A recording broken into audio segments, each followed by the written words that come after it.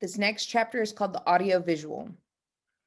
In March of 1995, a limousine carrying Ted Koppel, the host of ABC's TV's Nightline, pulled up to the snow-covered curb outside Morrie's house in West Newton, Massachusetts.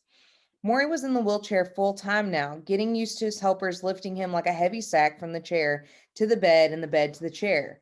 He had begun to cough while eating, and chewing was a chore. His legs were dead.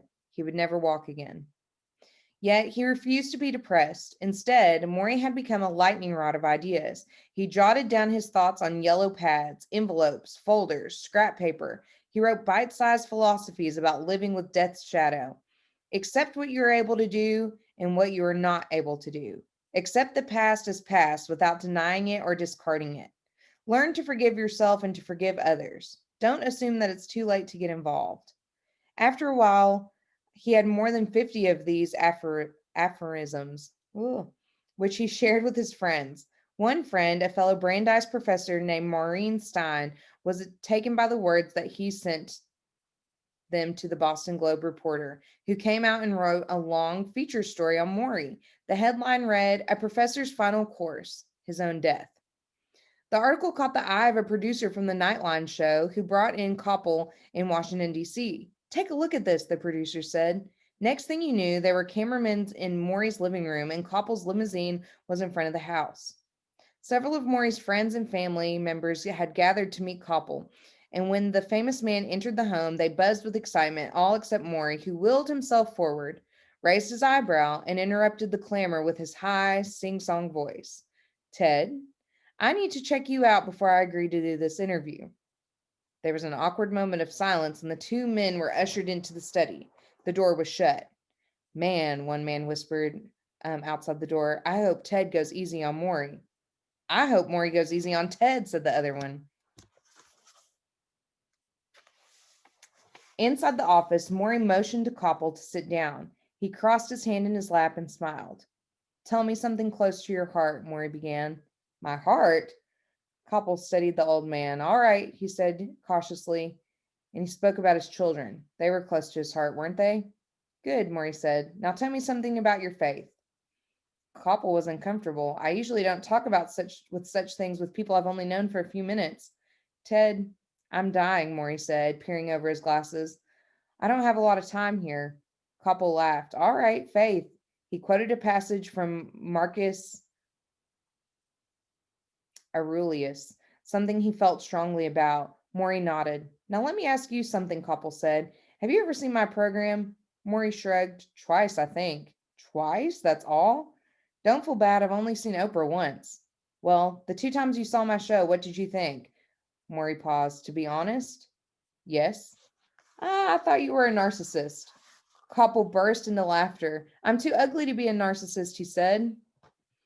Soon the cameras were rolling in front of the living room fireplace, with Koppel in his crisp blue suit and Morrie in his shaggy gray sweater. He had refused fancy clothes or makeup for his interview. His philosophy was death should not be embarrassing. He was not about to powder his nose. Because Morrie sat in the wheelchair, the cameras never caught his withered legs. And because he was still able to move his hands, Morrie always spoke with both hands waving. He showed great passion when explaining how you face the end of life. "Ted," he said, "when all this started, I asked myself, am I going to withdraw from the world like most people do, or am I going to live?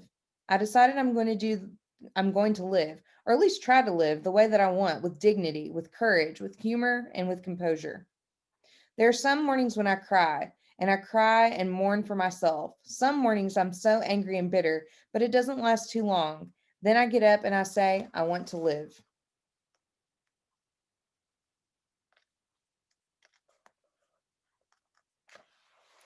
So far, I've been able to do it. Will I be able to continue? I don't know. But I'm betting on myself that I will. Koppel seemed extremely taken with Morrie. He asked about the humility that death induced. "Well, Fred," Morrie said accidentally. Then he quickly corrected himself. "I mean, Ted."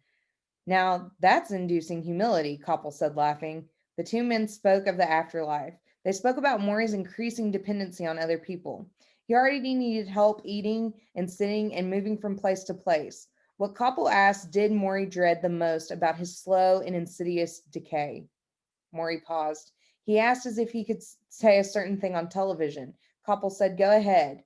Morrie looked straight into the eyes of the most famous interviewer in America and said, "Well, Ted, one day soon, someone's going to have to wipe my own butt."